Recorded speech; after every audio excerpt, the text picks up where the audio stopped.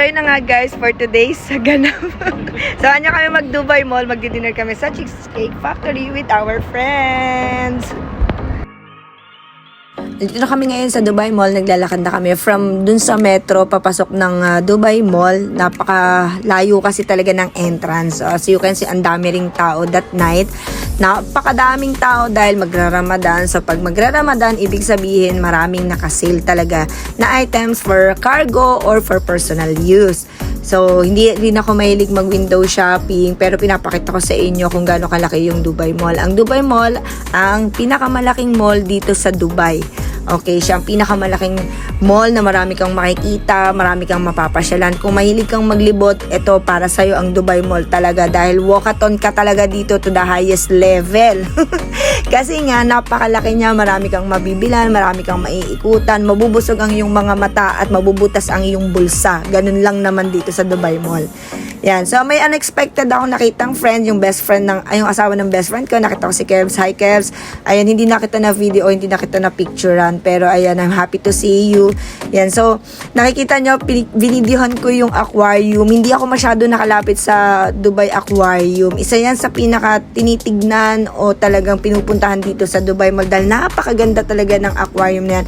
Alam mo yung nakaka-relax pag nakikita mo yung mga fish walang problema. Pero ang tao, madaming problema.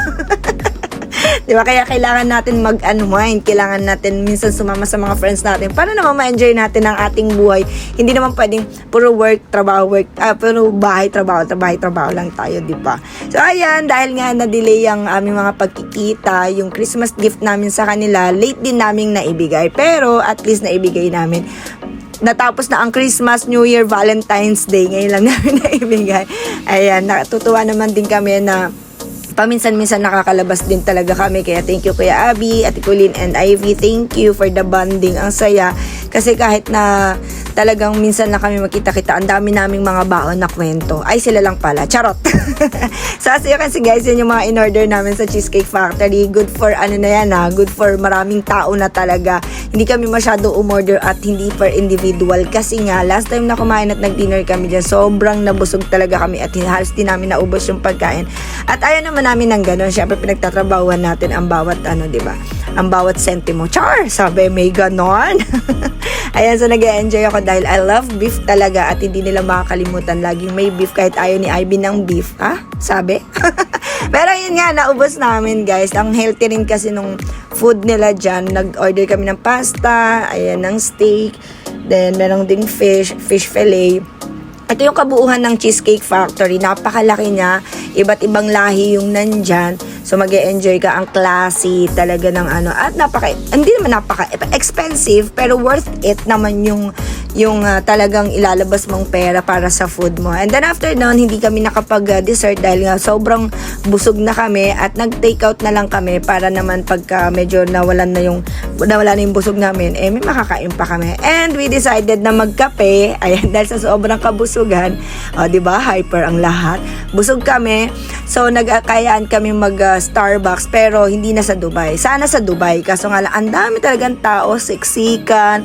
Alam mo yung parang magkakawalaan kaming lahat. Kaya, since ihahatid na lang din nila kami sa Riga from Dubai Mall, doon na lang kami magkakape sa Al Ghurair Mall na malapit dun sa area namin. So, ang sarap mag-drive as you can see guys. Wag lang talagang traffic dahil hindi lang sa Pilipinas talaga may EDSA. Pati sa Dubai. Charot. Pero in fairness naman din sa Dubai, mabilis lang din naman yung traffic talaga nila. Sobrang dami lang din talagang sasakyan that time kahit weekdays. Usually weekends ang maraming sasakyan, especially Friday. Ay kasi Saturday, Sunday minsan ang off or Sunday, Monday, ganyan. Pero that night talaga, ang dami talagang tao. Ang ganda ng view guys. Grabe, nakaka-chillax, diba? So nakarating kami ng safe sa Al Ghurair. And that night, sobrang late na rin. So hindi na kami naka-order ng mga cold drinks. So, nag-hot drinks na lang kami para lang matunawan kami dahil sa sobrang kabusugan namin. So, ayan, with the gang. At, from doon sa Cheesecake Factory hanggang sa pagkakape namin, talagang bonggang-bongga ang kwentuhan. For the days, ganap at kaganapan. Ayan.